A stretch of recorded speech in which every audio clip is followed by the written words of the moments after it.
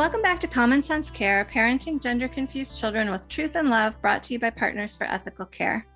The gender industry's so-called affirmative care plan is their one-size-fits-all answer for everyone who struggles with their sense of identity.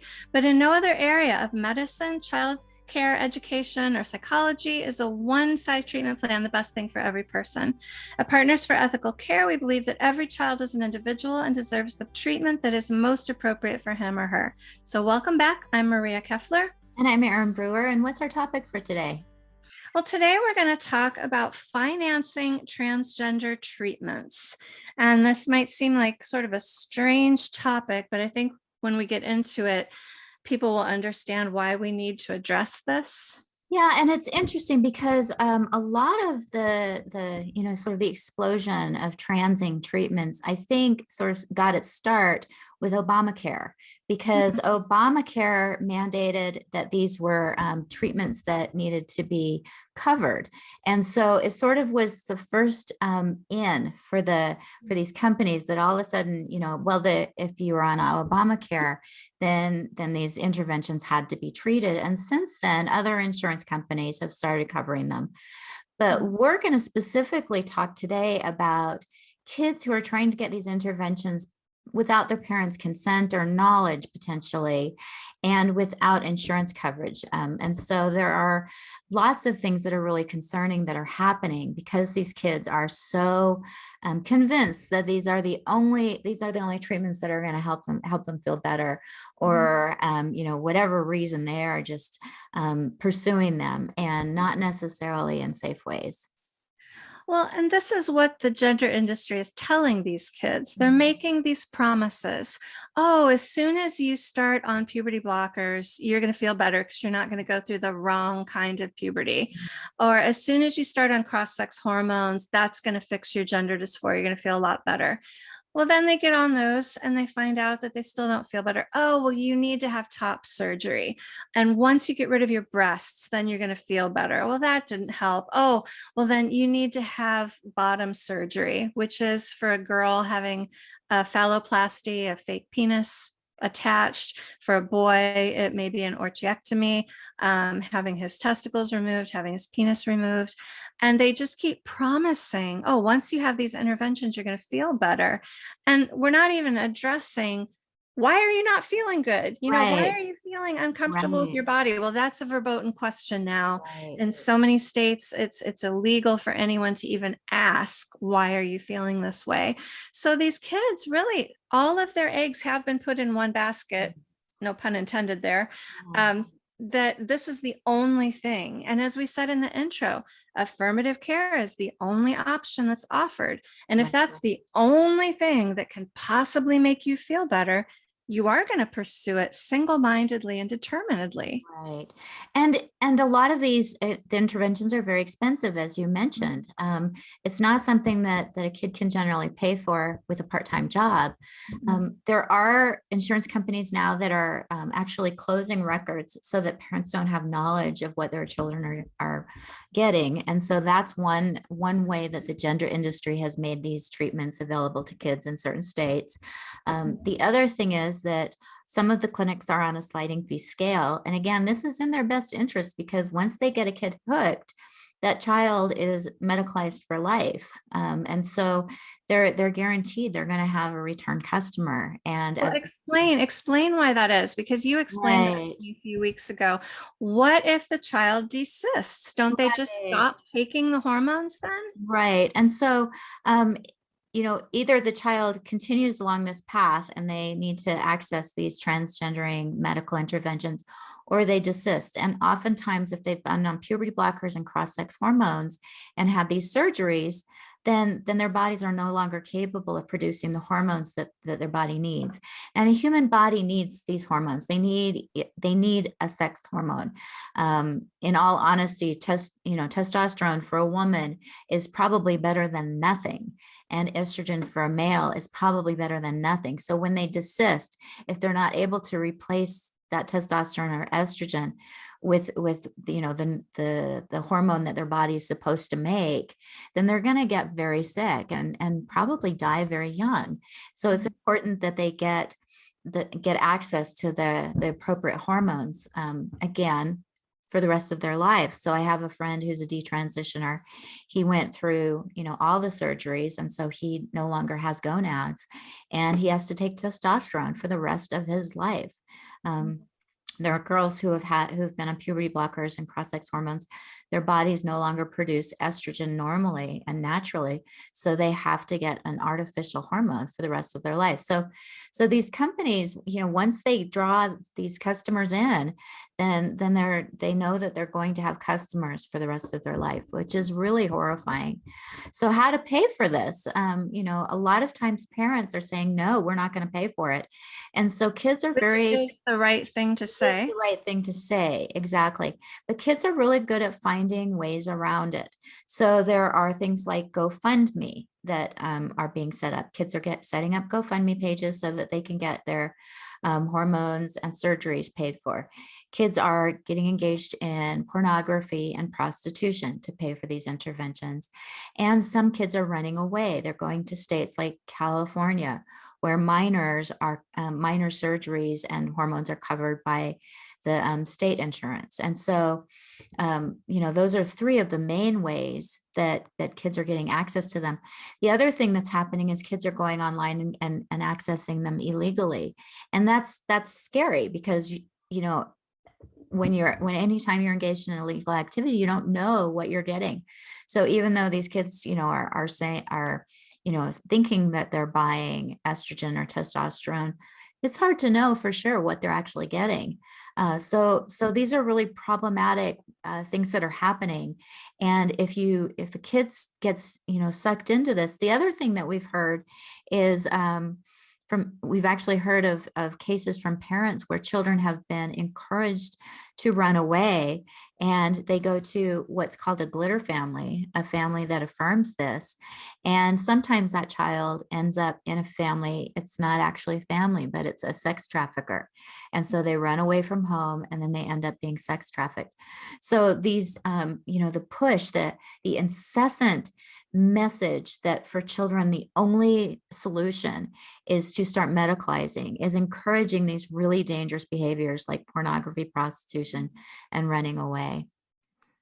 You mentioned the bad outcomes with running away, and we know statistically kids who run away generally don't end up in good situations. They're not running away most of the time into a better situation. And I was at a school board meeting here in my district, and there's a teacher in a neighboring district who was there. He is a trans rights activist. And I was speaking with him during a break, and he said, I shouldn't tell you this because we're not supposed to do this, but if I find out that a child doesn't feel safe at home, he didn't use the fingers are my safe at home. If I hear that a child doesn't feel safe, I'll help that child find a different place to live and find money to live on. And I thought, you're making runaways. You're helping kids become runaways. Right. And he's a teacher in a public school. Yeah, it's really, really scary. Anytime a child gets involved with prostitution or pornography, it's setting them on a path that it's dangerous, and it's really hard to recover from.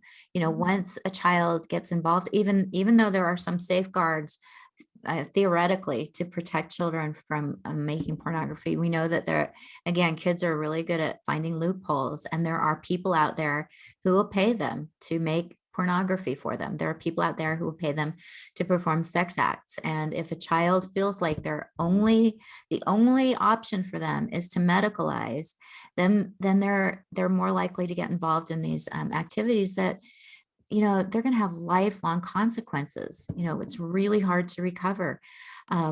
And again, it just infuriates me that we have the gender industry that's giving the message to children that they need to pursue these interventions. The other thing is the GoFundMe. And,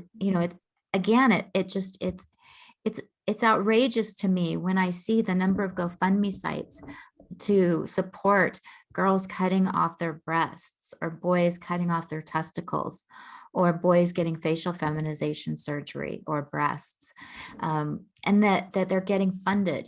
Is there any other case where, if I were to create a GoFundMe so that I could get a facelift, I don't think that I would be celebrated as being authentic and brave.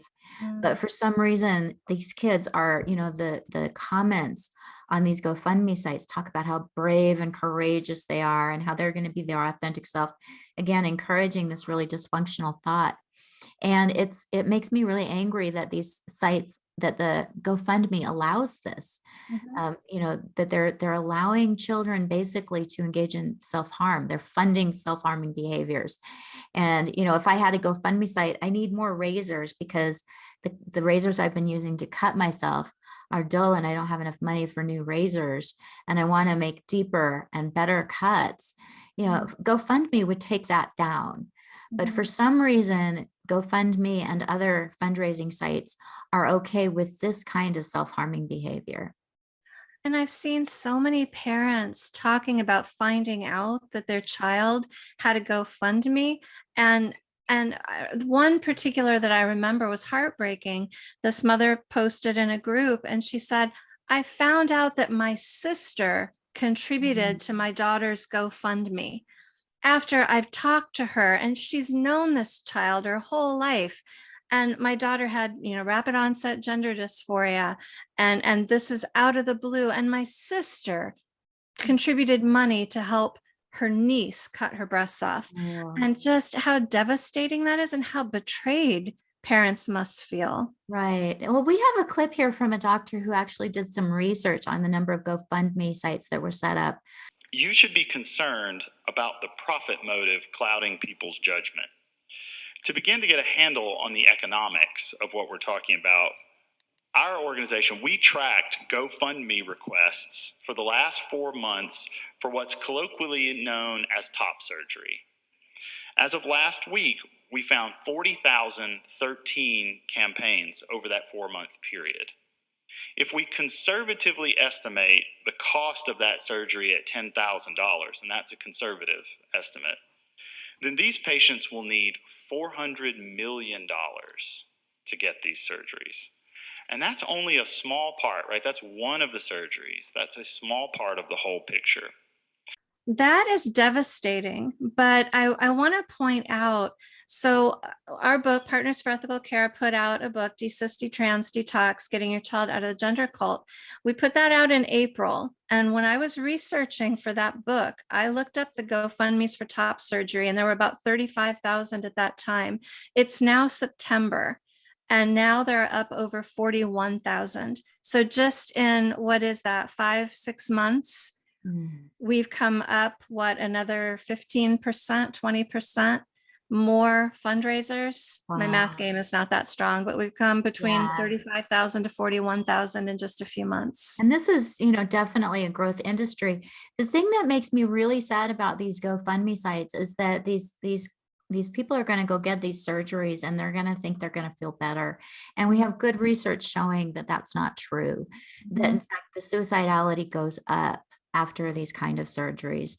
And in about 10 years, the rate of suicide is very high for those who have undergone these surgeries. And it makes sense because basically the message is that you're inherently flawed, that the only way to resolve that, that flaw is to become somebody else.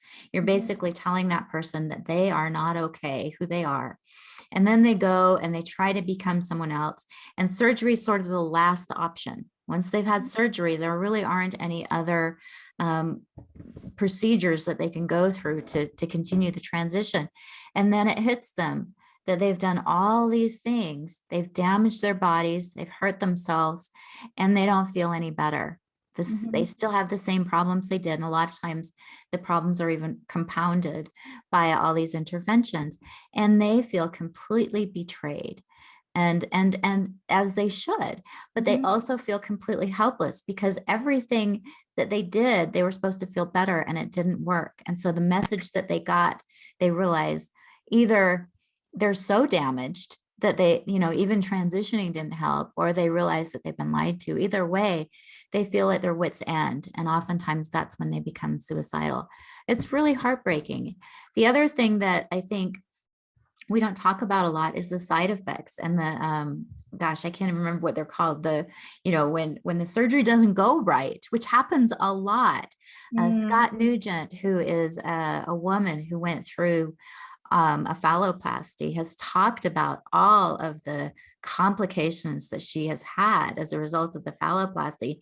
She basically went bankrupt because she wasn't able to work. She lost her job. She lost her car. She lost her home. She lost pretty much everything as a result of getting this phalloplasty. Nobody warned her ahead of time that she could be medicalized for life and that she would have a lifetime of, consequences as a result of that phalloplasty. She Well, thought the she, same thing. The same thing with Jazz Jennings, right? Jazz Jennings is portrayed as this glitzy, wonderful, isn't it great, transitioned from being a boy to being a girl. And I mean, the story of what he went through, he basically split in half after his surgery because they cut off his penis and his testicles and created a hole.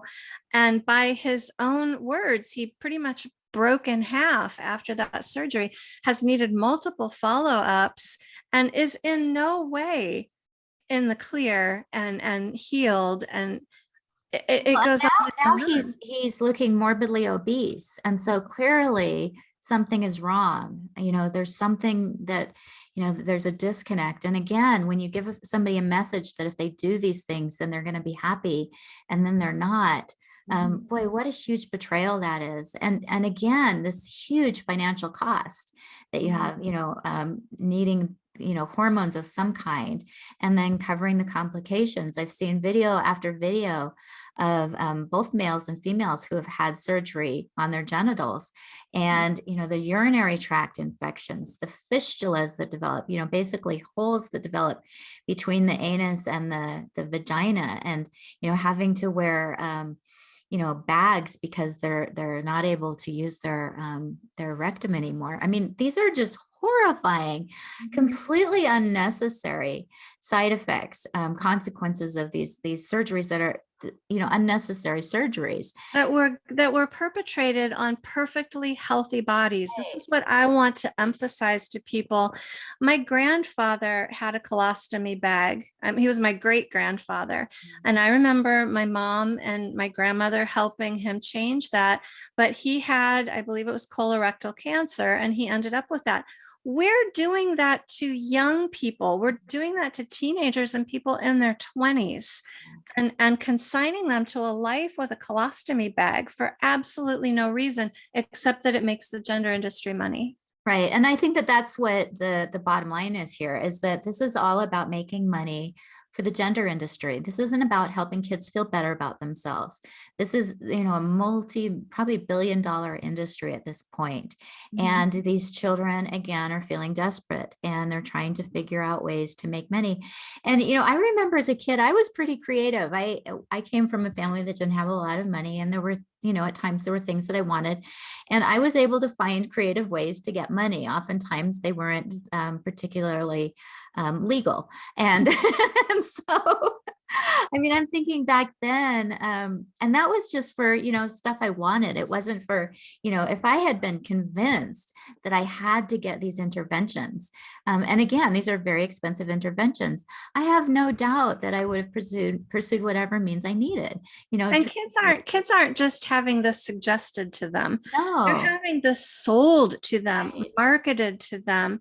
A friend of mine just went to his son's middle school here in Arlington, and my friend took pictures all over the walls. There's all kinds of sex and gender messages everywhere. And another friend said on the first day of school, the teachers were just hounding her son about, what are your pronouns? What do you want to be called? What are your pronouns? What do you want to be called? And in social media, kids are being just swamped with it in social media. So this is not just, oh, my child was feeling uncomfortable and somebody suggested this and the child seized upon it. No, kids are being actively preyed upon everywhere. Yeah, it's really heartbreaking. And the thing that makes me really angry is that, there are a fair number of insurance companies now. In fact, I think most insurance companies will pay for these interventions for adults. Not all of them. but oftentimes they'll pay for the puberty blockers and cross-sex hormones and some of the surgeries. And yet if a child or an adult at some point realizes that they've made a mistake and wants to desist and kind of remediate some of the damage that's been done to their body, the insurance company doesn't pay for that. In fact, I've heard gender doctors sort of mock detransitioners as being, sort of hysterical and silly for being upset about how they look. Well, that's exactly what caused them to pursue these interventions in the first place, was how they looked. It was, a general discontent with how they looked. And so the fact that, a group of doctors will push to encourage a child to pursue interventions when they're, when they're heading in the gender dysphoric direction. But then as soon as a child chooses to desist, they're considered sort of silly or kind of overly dramatic for being concerned about how they look.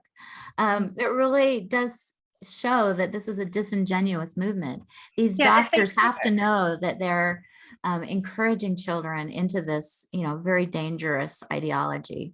Yeah, if they really cared about children, if they really were like, we want children to be comfortable, we want people to be comfortable in their bodies, they would be even more concerned about the detransitioners than they were when those detransitioners were transitioning, because they would want to know, wow, what happened? What, how do we fix this? How do we learn from this? They don't want to learn. They don't want to hear anything that contradicts their ideology, because their ideology is very profitable and it's completely unconscionable. And I'll be very honest, I would dearly love to see Nuremberg type trials for these doctors and therapists. I want to see every educator who ever told a child that he or she could be born in the wrong body, I want them to never be allowed to work with children again, because this is active predation on children for profit. Yeah, I totally agree. And it is completely unconscionable.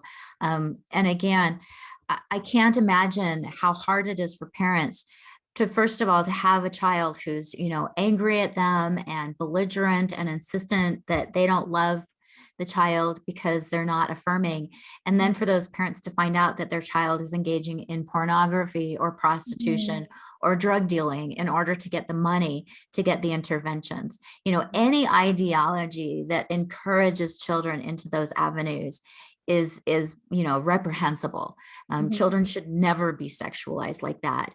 And to have a parent either, happen upon a GoFundMe site or happen upon, how would you feel as a parent to find out that your child's been engaged in prostitution or pornography simply to get interventions that as a parent are going to damage them? So if you are a parent, this is a lot of doom and gloom, but part of it is because we want you to be aware that your child could be pursuing these avenues in order to get money. And I've talked to Alex, one of the co-founders, Partners for Ethical Care, and she's had parents reach out to her and ask her if she will kind of do a deep dive into porn sites and see if she can find out if their kids are actively involved in making pornography. And she has found children who are involved in pornography. It's just heartbreaking. There are a lot of people out there who are willing to take advantage of children who are eager to find ways to make money. And then we have Starbucks, which is a company who, if you're a parent watching this, I'm just asking you to stop going to Starbucks. Just stop, because they are actively pushing this. They're known as the company to go work out if you want to have these body modifications made. They cover facial feminization, they cover laser hair removal, they cover breast augmentation, breast reduction, or breast amputation. I mean, they have a reputation, and so kids are but they'll only cover those for transgender treatments. They won't cover it the other way. So if a woman goes in there and just wants to have her breasts enlarged because she wants larger breasts, maybe she identifies as a big-breasted woman, they won't cover that. Or if a woman has a lot of unsightly facial hair that she's very self-conscious about, they won't cover that. But if she were to identify as the opposite sex, then apparently they will cover it. And so Starbucks is one of those companies that I feel is complicit in this. I know that I've been on threads where people are encouraging kids to go get jobs at Starbucks because they know that Starbucks will cover these interventions and be ever so affirming. We know of somebody who has taken great advantage of Starbucks and brags about Yeah, yeah, that. yeah, exactly. He talks about Starbucks as his sugar daddy, that this is a company and it's known for that. And so, one thing you can do as a parent is stop getting Starbucks coffee. Just stop going there, and maybe let them know that you are not going to go to, you're not going to give them your business because of what they're doing. Because at some point, we have to stand up and say no more. We have to stand up and let companies know that if they're going to encourage these kind of self-harming behaviors and this really, encouraging self-hatred among their employees, that we won't support them. Well, I'm going to read something that was written by a parent whose daughter medicalized against the parents' wishes. I know a little bit about their story. The daughter had some mental health struggles. I believe the daughter was in counseling for those, but as soon as the daughter indicated that she had a transgender identity, everything else was irrelevant to doctors and counselors. And this child was medicalized against her mother's wishes. And this is what her mother wrote about that. I have a hard time reading this. I've never read this without crying. So I'm going to do my best. Your beloved child has been kidnapped by a sadistic cult. The cult brainwashes her to believe you are the enemy. The brainwashing erases her entire childhood. Every good memory is replaced with memories of abuse that never happened. The cult convinces her to inject poison in her body and to get her healthy body parts amputated. You panic. You scream, you sob, you beg, you are reduced to nothing. You search for help everywhere, but nobody will help you. Nobody will stop the cult. In fact, the government investigates you and tells you to approve of what the cult is doing to your daughter. The world has gone mad. You find out the cult is kidnapping thousands of other young girls and boys, and the government is funding the cult. You grieve with other parents going through the exact same thing. Society celebrates the cult and ridicules parents who fight back. Some parents are willingly handing their children over to the cult and cheering their child's destruction. The child you love with everything in you, the child you would die for, is now unrecognizable, replaced by someone who holds you in contempt. She is now part of the cult. You sob day after day, night after night, wondering how many tears one human can cry. You scream when you see her severed breasts and collapse, sobbing, my God, what have they done to my baby?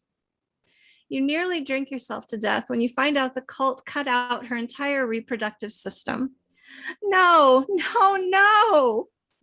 They took my baby's womb. They took her eggs. She doesn't know any better. She's still a little girl. You reach out to every government agency you can think of and every organization fighting the cult.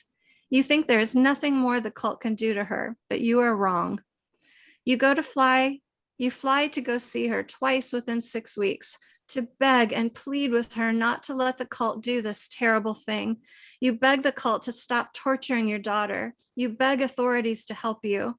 Nobody will help your daughter. You cannot stop this next thing. So you beg, please don't hurt my daughter. Here, take my arm instead. All of it if you need to. I don't need it, just take it. Your attempts are futile. You cannot stop the torture. So you sit alone in a motel room, sobbing until you choke on your own tears, praying with everything in you, hugging a pillow, rocking back and forth, pretending it is your baby, while you softly sob a song. You are my sunshine, my only sunshine. For a while, your mind is gone. You call another mother who has a daughter whose breasts have been cut off by the cult. You sob together. Then you wait in a room knowing that nearby the sadistic cult is skinning and mutilating your baby. Sure, she's legally an adult now, but the stuffed animal you bought her yesterday that she picked out says otherwise. Rage builds with every passing second, and you contemplate what life in prison would be like. You now see very clearly what kinds of things you are capable of. Fire boils through your veins with bloody carnage dancing violently in your head, but she needs you now more than ever, so you can't. This is just one mother, one child. There are thousands of more cult casualties: daughters, sons, mothers, fathers, sisters, brothers, aunts, uncles, grandparents, nieces, nephews, cousins, all casualties of the sadistic cult. Oh, and let's not forget wives with suddenly stunned and braving husbands, all of the lesbians under attack, and the erasure of women's rights. My beloved child was kidnapped by a sadistic cult. Will yours be next? That was written by, her pen name is Alexis Arazo. And I just want to mention for people who don't know what she was talking about as far as having her arm stripped off, that's for phalloplasty.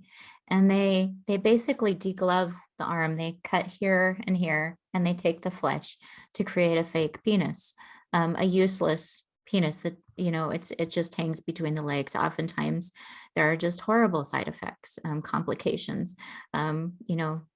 People die from these operations. And I can't even imagine being a mother sitting outside the hospital room knowing that this is going on and wondering, how can this be legal? I mean, really, how can this be legal? It shouldn't be legal. No. And so I think about, I have 2 daughters, and I cannot imagine going through that. And then to find out that other people contributed to her GoFundMe so she could do that, or that she was engaging in prostitution or pornography to pay for it. It really just gives insights into really how very awful this ideology is. So for those who are saying that these kids are brave and authentic, we really have to just push back and say these kids are victims. They have been groomed, and this is an industry that will go to any lengths to make money off of your children. Yeah, an industry that will cut the penis off of a young boy, that will cut out the uterus of a young girl, is an industry that is morally bankrupt. Yeah, and we need to stop it. We don't do this to children. We don't even do this to adults. There's no explanation other than that this is just being driven by money. And it just shows the lengths that people will go to make money off of innocent children. And again, these children are victims, and parents, you are the victims as well. Any father who's gone through this, you're the victim, and it's not your fault. And we just need to keep fighting back and hopefully protect other children. I want to also say, if any kids or young adults or anyone who's a detransitioner, who you went down this path and you realize that this was a mistake, I just want to tell you, it's not your fault. Yeah. It's not your fault.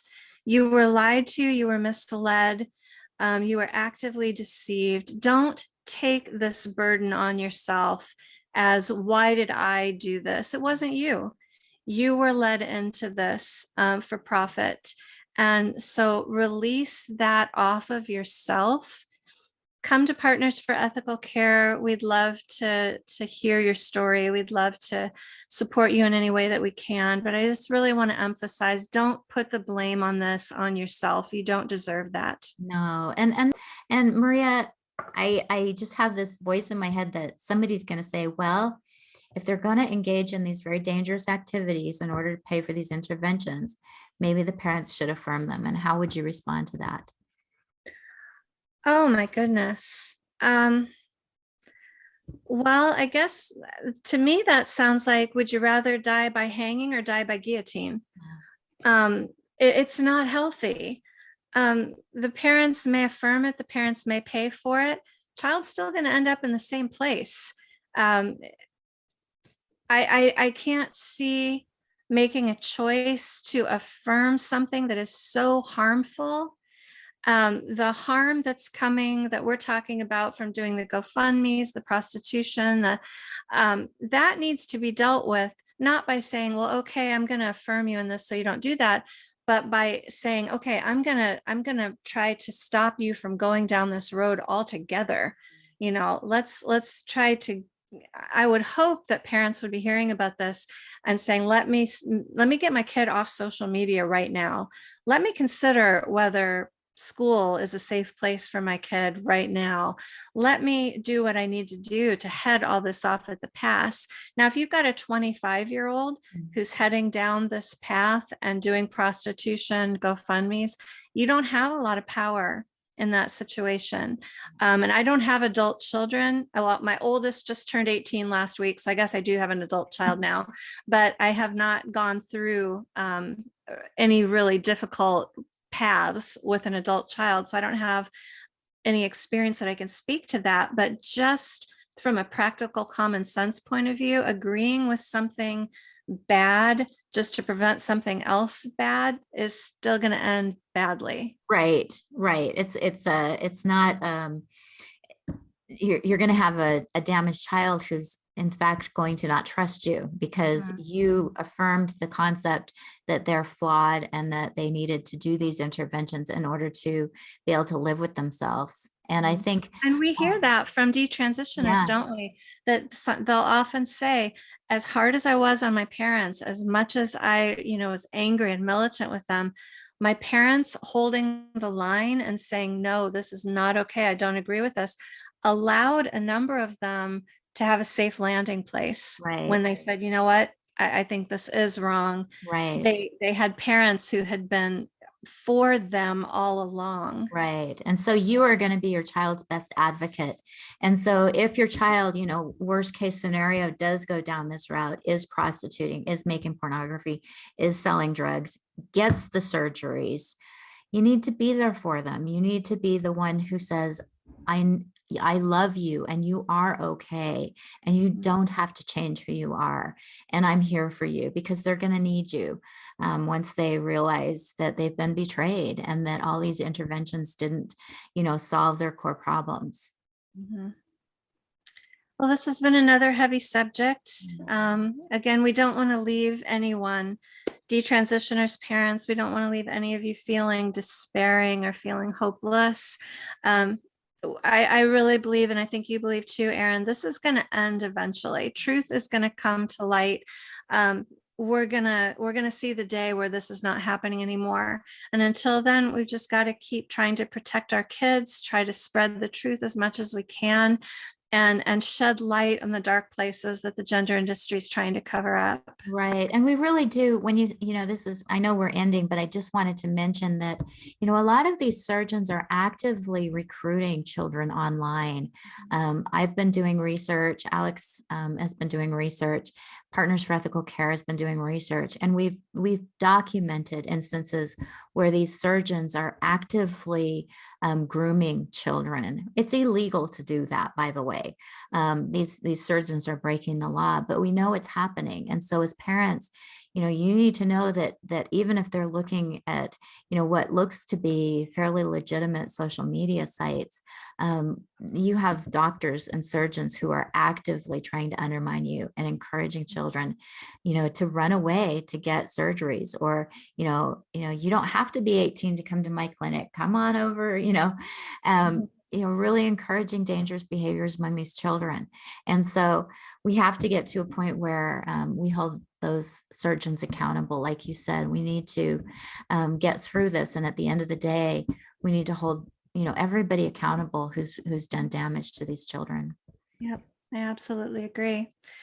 If there's anything that Partners for Ethical Care can do to help you, please come to our website, email us. We're partnersforethicalcare.com. Our email is support@partnersforethicalcare.com. So we are here and we want to support you in any way we can. Well, thanks, Maria. Thanks, Erin. We'll see you next time. Okay, bye-bye. Bye. We are not doctors or therapists. We are not giving medical or psychiatric advice, and we offer no guarantee of outcomes. We simply want to talk about how to support and love kids using long understood best practices from the fields of psychology, education, and child development. We're glad you joined in our conversation today, and we hope that you took away something you can put in your toolkit for parenting your gender-confused kids with truth and love.